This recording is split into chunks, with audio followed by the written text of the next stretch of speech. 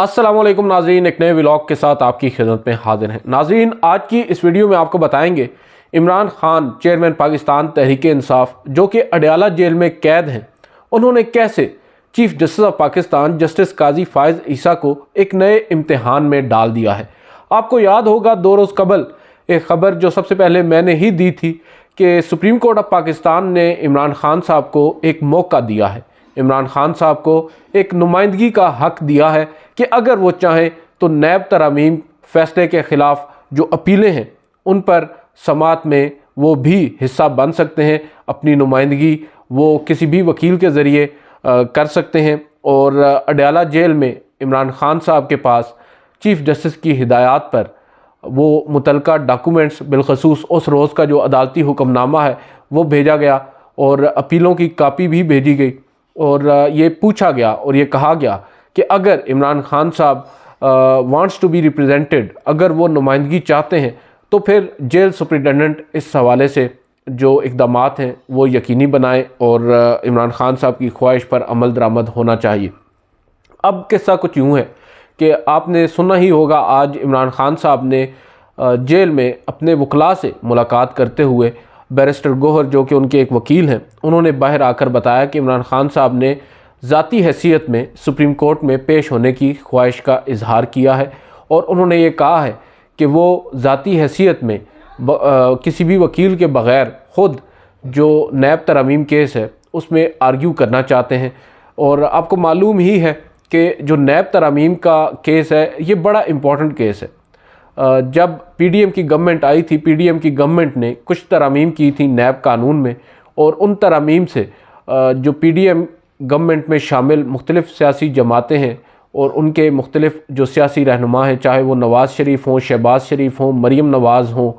हमज़ा शहबाज हों, आसिफ अली ज़रदारी हों, you name it, बहुत सारे ऐसे लोग जो कि पीडीएम गवर्नमेंट का हिस्सा थे, जो कि इमरान खान साहब को तहरीक अदम एतमाद के नतीजे में घर भेज कर इक़्तिदार में आई थी,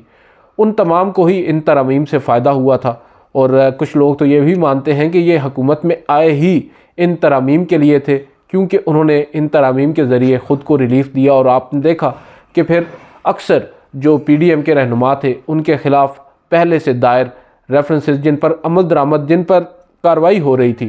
वो वहीं रुक गए, उन पर काम रुक गया और कईयों के रेफरेंस वापस भेज दिए गए, कईयों के रेफरेंस क्वाश हो गए। इमरान खान साहब जो कि पार्लियामेंट में तो नहीं थे, मगर उन्होंने एक पिटीशन सुप्रीम कोर्ट में आइन के आर्टिकल 184(3) के तहत दायर की और उन्होंने जो वकील हायर किया इस केस में वो थे ख्वाजा हारिस, सीनियर एडवोकेट हैं सुप्रीम कोर्ट के, और माजी में नहीं बल्कि माजी करीब में मियां नवाज़ शरीफ के भी वकील रहे हैं पानामा केस में। उन्होंने उनकी खिदमात हासिल की और उनके ज़रिए सुप्रीम कोर्ट में इन हालिया नैब तरमीम को चैलेंज कर दिया। उस वक्त के chief justice justice Umar Ata Bandial ने उनकी इस दरख्वास्त को जल्द ही समाअत के लिए मुकर्रर कर दिया और एक 3 रुकनी खसूसी बेंच कायम किया, जिसको हेड वो ख़ुद कर रहे थे, चीफ जस्टिस उमर अता बंदयाल, और उनके साथ जस्टिस इजाज़ुल हसन और जस्टिस मंसूर अली शाह थे। हुकूमत ने या पीडीएम ने इस दौरान जो अपने केस के लिए वकील किया वो मखदूम अली ख़ान साहब को किया। तो 2 बिग विग्स वर आप कह सकते हैं कि बिल्कुल आमने सामने थे और इस केस की समाअत जो है वो गैर मुतवक्के तौर पर और अनप्रेसिडेंटेड हमने देखी कि 55 समातें हुई और केस लंबा ही चलता गया। बहरहाल फाइनली अपनी रिटायरमेंट से एक दिन पहले 15 सितंबर को चीफ जस्टिस उमर अता बंदयाल ने यह फ़ैसला सुना दिया और जो नैब तरमीम थी उनको कलअदम करार दे दिया। गो कि ये फ़ैसला 2-1 की अक्सरियत से आया था। जस्टिस मंसूर अली शाह ने इसमें इख्तिलाफी नोट लिखा था। अब ये था उसका एक बैकग्राउंड। हुआ कुछ यूँ कि जो अपीलें हैं, क्योंकि आपको याद ही होगा supreme court practice and procedure act 2023 के तहत 184(3) के फ़ैसलों के ख़िलाफ़ अपील का हक़ दिया गया है। माजी में ये नहीं हुआ करता था। पहले सिर्फ़ एक रेमेडी दस्तयाब थी फ्री कैन के पास और वो रेमेडी थी रिव्यू की, यानी नज़रसानी की। पहले 184(3) के सुप्रीम कोर्ट के फ़ैसले के ख़िलाफ़ सिर्फ नज़रसानी दरख्वास्त दायर की जा सकती थी, जिसका दायरा कार जो है वो काफ़ी महदूद होता है, लिमिटेड स्कोप होता है और उसमें जो केस होता है उसका फ़ैसला मोस्टली बरकरार रहता है। अगर कोई गलती, उसकी निशानदेही अगर कोई वकील कर दे तो अदालत उसको दुरुस्त करती है, अदरवाइज़ इसमें कोई इतना स्कोप वाइड नहीं होता। On the other hand appeal में स्कोप काफ़ी वाइड हो जाता है, दोबारा से केस सुना जाता है, नया बेंच होता है, लार्जर बेंच होता है। ऐसा ही हुआ। चीफ जस्टिस काजी फायज़ ईसा की सरबराही में जो 3 रुकनी कमेटी है, उन्होंने इस केस पर समाअत के लिए एक लार्जर बेंच तश्कील दे दिया। और ये लार्जर बेंच इस वजह से तश्कील दिया गया कि हुकूमत ने, वफाकी हुकूमत ने उस नैब तरमीम को कलअदम करार देने के फ़ैसले को सुप्रीम कोर्ट में अपील के ज़रिए, इंट्रा कोर्ट अपील के ज़रिए चैलेंज किया और जल्द ही उसको समाअत के लिए मुकर्रर कर दिया गया। पहली समाअत हुई, chief justice of Pakistan head कर रहे थे उस बेंच को, और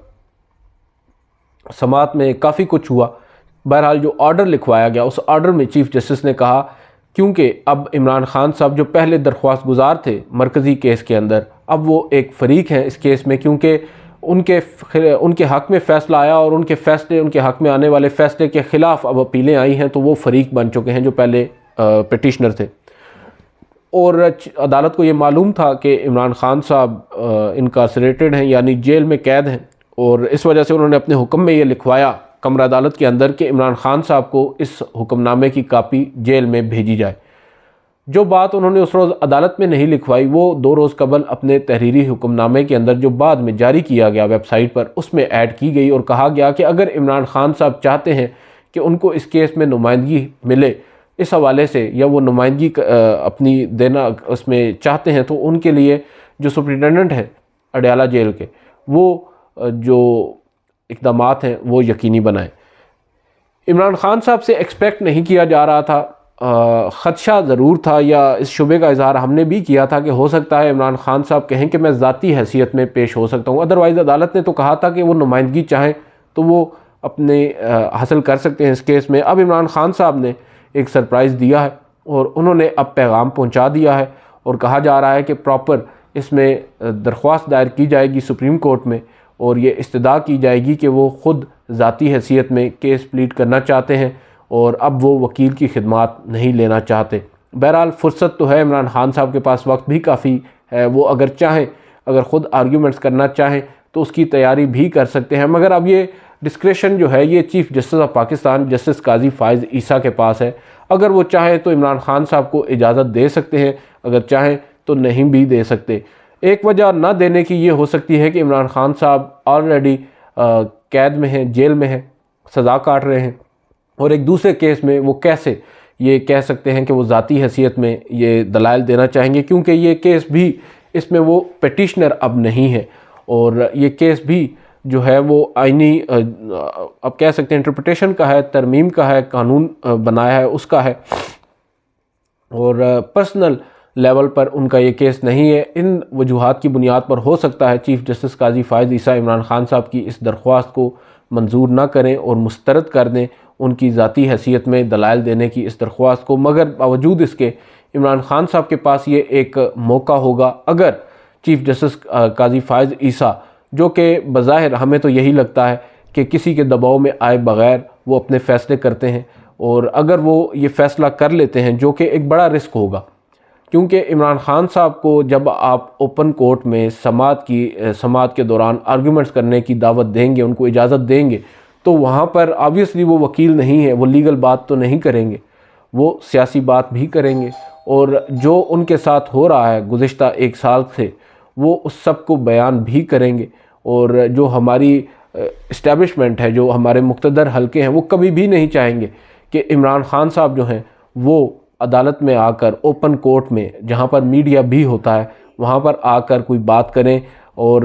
इसकी एक वजह, इसकी दलील ये भी है कि इमरान खान साहब को इसी वजह से जो उनका ट्रायल हो रहा है साइफ़र केस के अंदर, वो भी बंद अदालत में, बंद कमरे में हो रहा है, इन कैमरा हो रहा है, और वहाँ पर सहाफ़ियों को रसाई भी नहीं है उस कोर्ट के अंदर, और उनकी जो अदालत है वो भी अदालत में इमरान खान साहब नहीं जा रहे, बल्कि अदालत उठकर इमरान खान साहब के पास जेल में जाती है, वहाँ पर अदालत लगती है, और वहाँ पर जो कुछ भी होता है वो सिर्फ़ हमें वकला की ही ज़बानी मालूम होता है। अब वकला हमसे जो बात करते हैं, एक्चुअल में वो बात कैसे हुई होती है ये हमें नहीं मालूम होता, मगर अंदाज़ों की बुनियाद पर ही रिपोर्टिंग वहाँ से हो रही है। तो कैसे वो इतना बड़ा रिस्क ले सकते हैं, जिन्होंने इमरान खान साहब को कैद में रखा है, कि इमरान खान साहब को ओपन कोर्ट में जाने दिया जाए, जहाँ पर जाकर वो खुलकर अपने दिल की भड़ास निकालें, जो एक तवील अरसे से वो बात नहीं कर सके मीडिया से जब से वो जेल में है। माजी में हमने देखा जब नवाज़ शरीफ साहब थे, मरीम नवाज़ साहिबा थी, दीगर जितने भी आसिफ अली जरदारी वगैरह जो भी जेल में थे, जब वो उनके केसेस चल रहे थे उनको अदालतों में पेश किया जाता था और सिक्योरिटी के उस वक्त भी थ्रेट्स होते थे, मगर बख्तर-बंद गाड़ियों में नवाज़ शरीफ को भी अदालत में लाया जाता था, जहां पर उनकी सहाफ़ियों के साथ भी बातचीत होती थी, गुफ्तगू होती थी और वहां पर ख़बरें भी निकलती थीं कि नवाज़ शरीफ साहब अब क्या सोच रहे हैं, जरदारी साहब क्या सोच रहे हैं, मरीम नवाज़ क्या बात कर रही हैं, शहबाज शरीफ क्या बात कर रहे हैं। और मीडिया से जब उनकी बात होती थी उससे वो भी अपनी जो उनके अंदर काफ़ी चीज़ें होती हैं, वो एक बातें होती हैं, वो भी खुलकर करते हैं और अपना पैगाम पहुंचाते हैं। उनको एक मौका मिलता है, क्योंकि उस वक्त हमें याद है जैसे आज इमरान खान साहब का नाम जो है मीडिया पर नहीं लिया जाता, टीवी चैनल्स पर या अखबारात में, इसी तरह उस वक्त नवाज़ शरीफ साहब पर भी इसी तरह की पाबंदियाँ थी, मगर वो फिर भी कम अज़ कम सोशल मीडिया के ज़रिए अपना पैगाम पब्लिक तक पहुँचाते थे। इमरान खान साहब को ये भी सहूलत दस्तियाब नहीं है, उनकी जब बात ही नहीं हो रही किसी से तो वो क्या किसी तक अपना पैगाम पहुंचाएंगे। इस ज़माने में अगर देखा जाए तो इमरान खान साहब ने एक अच्छी चाल चली है, उन्होंने एक कोशिश की है, अगर उनको ये मौका फ्राहम किया जाता है तो it will be a big thing. और सवाल ये है कि अगर ये मौका उनको फ्राहम किया जाता है, जो बज़ाहिर लाइकली नहीं है, चीफ़ जस्टिस काजी फ़ाइज़ ईसा अगर इस तरह का कोई फ़ैसला करते हैं तो उससे फिर जो उनका अपना इदारा है वो भी सवाल उठा सकता है, क्योंकि दीगर भी कई ऐसे मुल्ज़िमान हैं जो कैद में हैं और उनके भी एक से ज़ायद केसेस पेंडिंग होते हैं। तो क्या कल को कोई और जो इनकारसरेटेड पर्सन है वो अगर ये ख्वाहिश का इजहार कर दे तो फिर क्या ये दरवाज़ा खोल दिया जाएगा, ये एक वजह है। मगर दूसरी जानिब इमरान खान साहब को भी आप देखें तो कोई मौका नहीं मिल रहा जहाँ पर वो अपने दिल की बात कह सकें, जो वो सोच रहे हैं, वो अपना पैगाम आम शहरियों तक पहुंचा सकें। अब इंतखाबात का माहौल है और इतनी बड़ी सियासी जमात का जो सरबराह है वो न सिर्फ कैद में है बल्कि कैद तन्हाई में है, जो किसी से बात नहीं कर सकता, अपना पैगाम अपने कारकुनान तक नहीं पहुंचा सकता, अपने कारकुनान को मोटिवेट नहीं कर सकता। दूसरी जानिब मियां नवाज़ शरीफ साहब हैं जिनको पलकों पर बिठाकर वापस वतन लाया गया है और उनके लिए बज़ाहिर सेज सजाया जा रहा है। और वो एक अलग बात है कि नवाज़ शरीफ साहब को एक मरतबा फिर मौका तो दिया जा रहा है, मगर उनको आज भी समझ में नहीं आ रहा कि सियासत क्या होती है। वो आज भी पाकिस्तान का जो एक कदीम आप एक कह सकते हैं जो सूबा है, कदीम इस वजह से हम कह रहे हैं कि हम सूबा सिंध की बात कर रहे हैं, एक तारीख़ी सूबा है, उसमें पाकिस्तान मुस्लिम लीग जो कि दावा किया जाता है कि पाकिस्तान की एक बहुत बड़ी सियासी जमात है, उनको कोई एक सियासतदान नहीं मिला जिसको मुस्लिम लीग का सदर बनाया जा सके। एक रिटायर्ड ब्यूरोक्रेट को जो कि गालिबन 20वें ग्रेड का एक पुलिस ऑफिसर है, बशीर मेमन, उनको सदर लगाने के लिए उन्होंने आज एक नोटिफिकेशन जारी किया है, जो कि एक अलमिया है पाकिस्तान में कि एक ऐसा शख्स जिसका कोई सियासी बैकग्राउंड भी नहीं है, अभी हाल ही में वो नौकरी से रिटायर हुआ है और इनको और कोई सियासतदान पूरे सूबे में नहीं मिला, जहाँ पर माजी में ये हुकूमत भी कर चुके हैं, इनके वज़ीर आला भी रह चुके हैं। और आज पाकिस्तान मुस्लिम लीग नून की मकबूलियत का आलम यह है कि उनको एक शख्स ऐसा नहीं मिला जो कि सियासतदान हो, रिवायती सियासतदान हो और जिसको ये अपने सूबे में सदारत का ओहदा दे सकें। उसके लिए भी इन्होंने एक ब्यूरोक्रेट को चुना है और वो ब्यूरोक्रेट भी मशहूर हैं